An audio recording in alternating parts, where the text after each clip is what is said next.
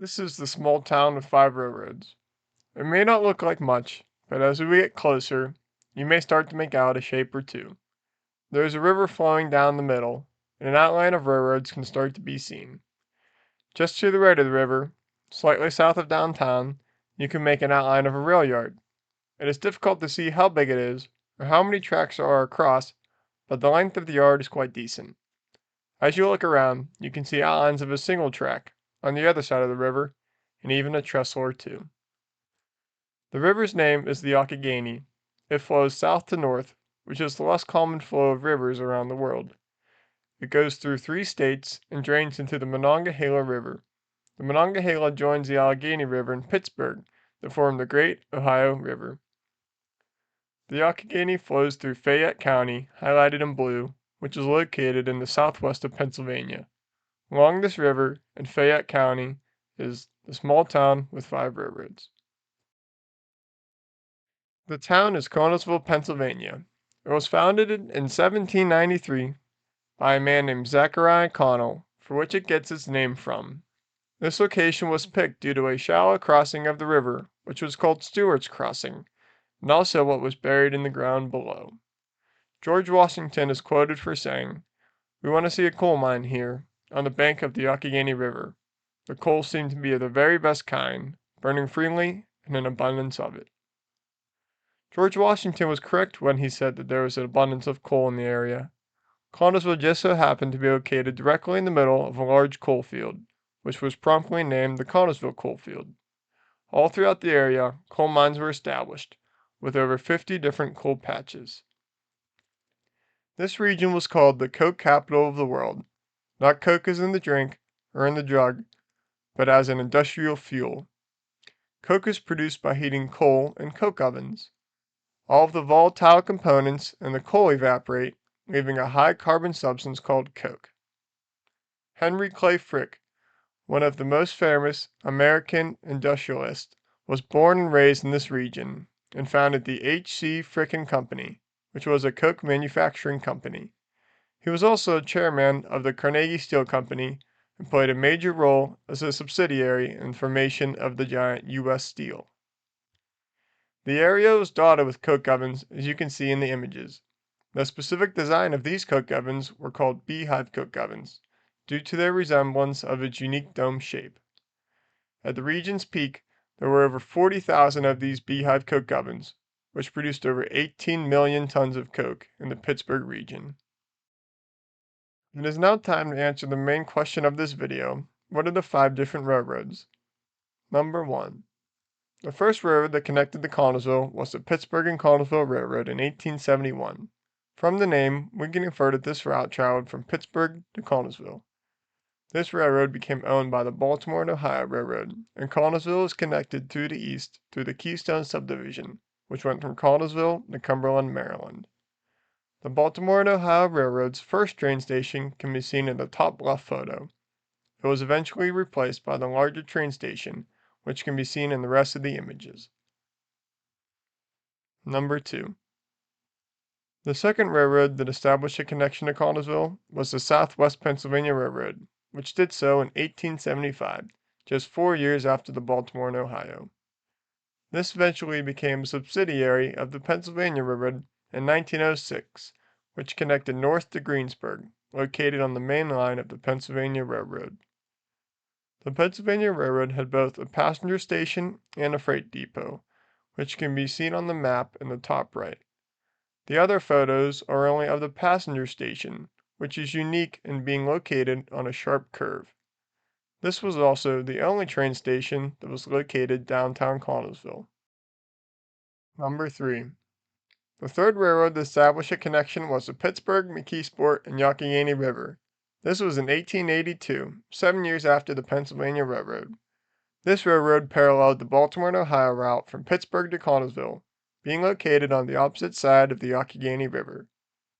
This railroad was integrated into the Pittsburgh and Lake Erie Railroad, being the southern terminal for the New York Central subsidiary, as you can see in the map. The Pittsburgh and Lake Erie Railroad's train station was located in West Connellsville, on the opposite side of the river from downtown. The station was unique as the platform was actually elevated, as the line ran over West Connellsville. You can see the concrete pillars that supported the tracks over the area. Dickerson Yard was located 5 miles north of Connellsville on the Youghiogheny River. There, the Pittsburgh and Lake Erie Railroad had a large rail yard, maintenance shops, roundhouse, and a railroad station. Number 4. The fourth railroad that arrived in Connellsville was the Western Maryland Railroad. This connection was established in 1912, a period of 30 years after the Pittsburgh and Lake Erie. This route, just like the Pittsburgh and Lake Erie's, was on the opposite side of the river to the Baltimore and Ohio.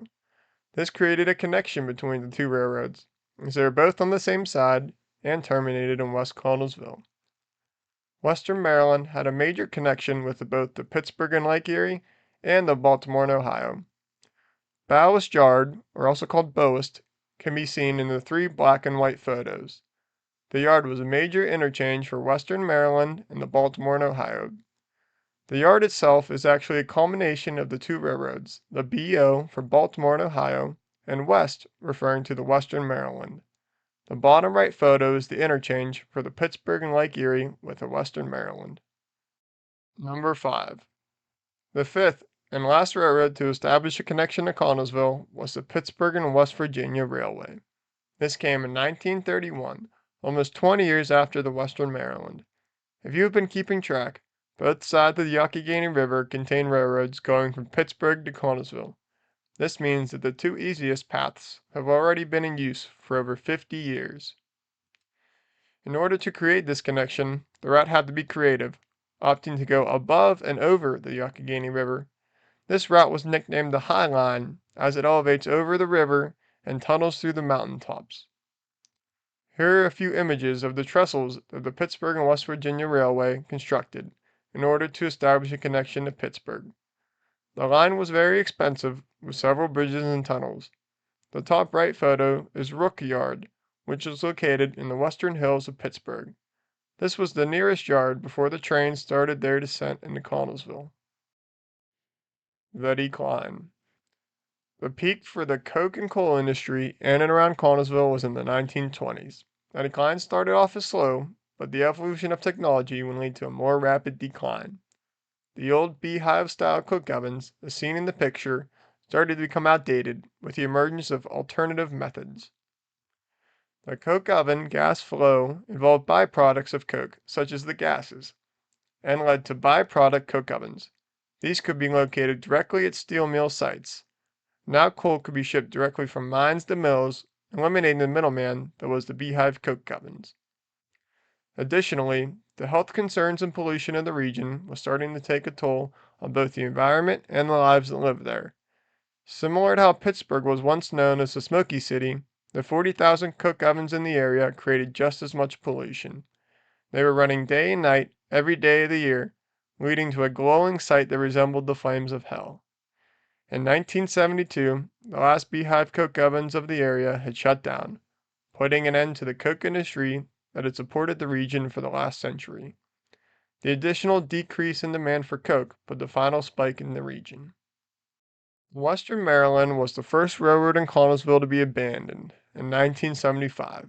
The Connellsville expansion had been costly to build, with impressive engineering feats along the route from Connellsville to Cumberland. The high cost forced Western Maryland into bankruptcy and became owned under the Chessie system. Since there was a Baltimore and Ohio main line that paralleled the route, the extension was no longer needed. Despite being a far superior grade than the Baltimore and Ohio, since it was constructed in 1912 versus 1871, it was not double-tracked entirely and would not be able to handle the capacity of the two railroads.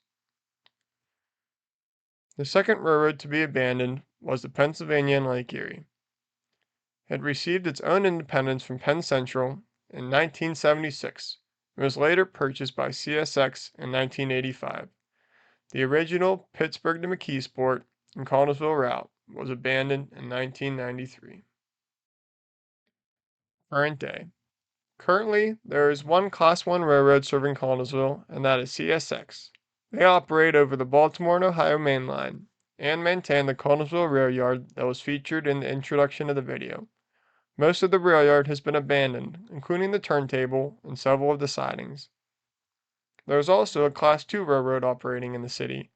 The Wheeling and Lake Erie Railroad runs on the former Pittsburgh and West Virginia High Line.